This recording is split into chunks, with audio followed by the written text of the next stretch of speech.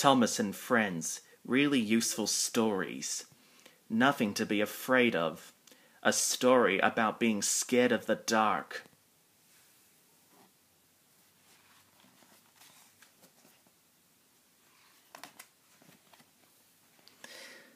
It was a busy day on the island of Sodor. Henry had spent the day pulling heavy cargo to and from Brendam docks. He needed to rest, so the Fat Controller asked Gordon to pull the Flying Kipper that night.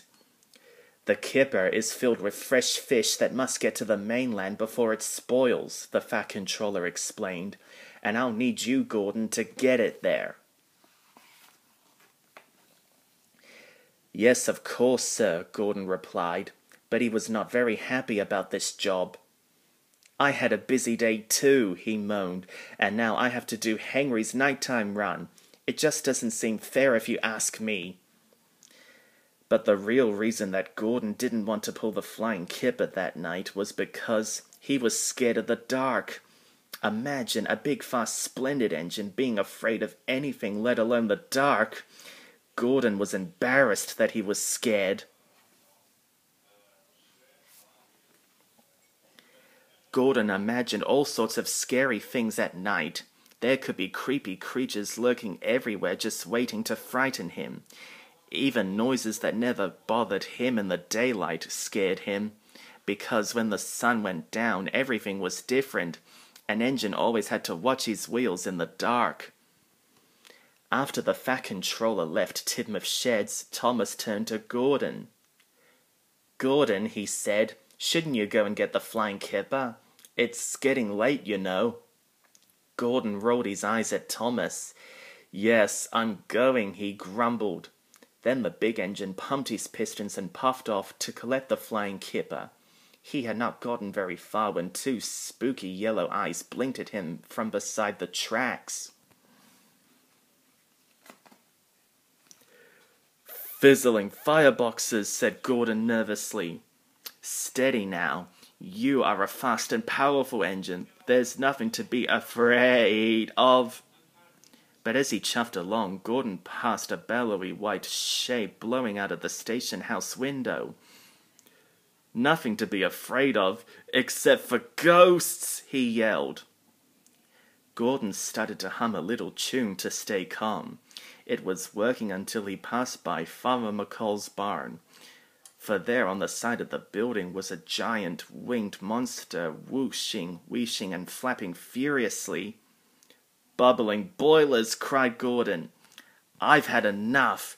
Flying Kipper or not, I'm going back to Tidmouth Sheds. When Gordon arrived at the sheds, Henry looked puzzled. Gordon, he said, back so soon. Is everything okay? Well, Gordon said, I did not actually deliver the Flying Kipper. I was delayed. Delayed, Henry repeated. By what? Gordon began to huff and puff before he spoke. First by a creepy yellow-eyed creature, then by a white, whooshing ghost, and finally by a frantic, flapping monster.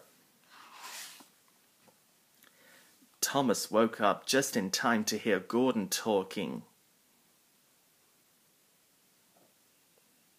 Gordon, said Thomas, there must be some mistake. I'm sure we can explain everything that you saw.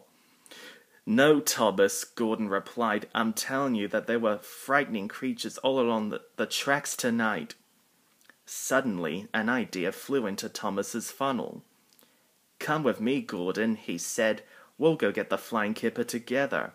I'll show you that there's nothing scary out there.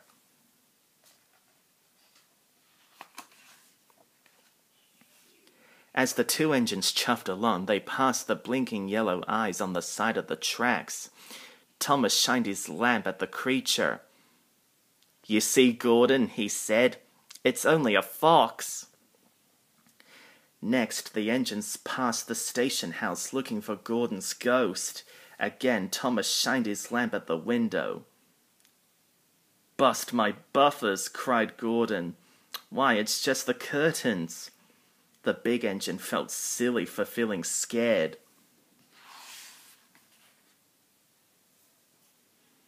Finally, as they puffed past Farmer McColl's barn, Thomas saw Gordon's creepy, flapping creature. "Your monster is only a scarecrow," said Thomas.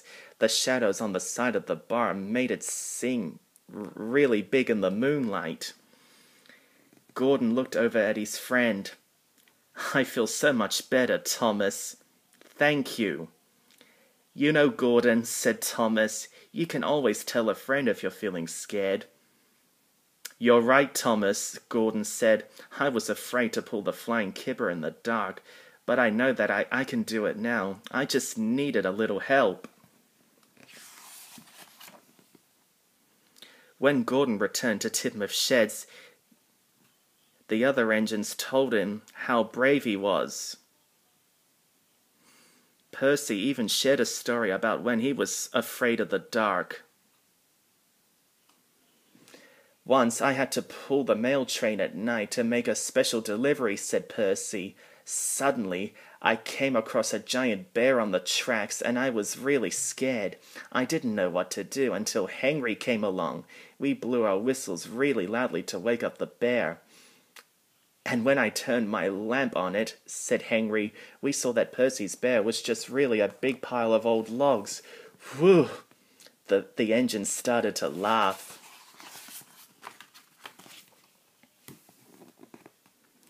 "See," said Percy, "it's always good to tell a friend and ask for help if you're scared."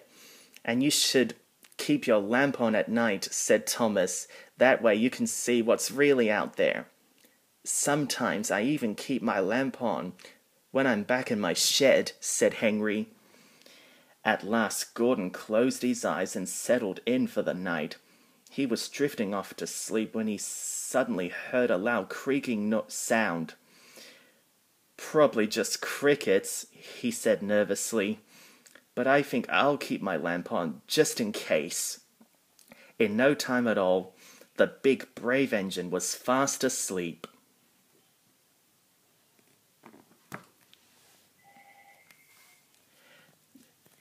And now for the best bit.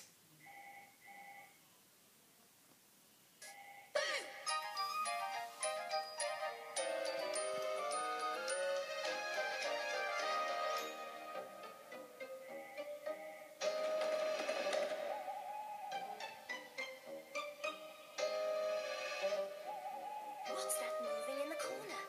What's that shadow on the wall? Don't be afraid, don't be scared, it really is nothing at all.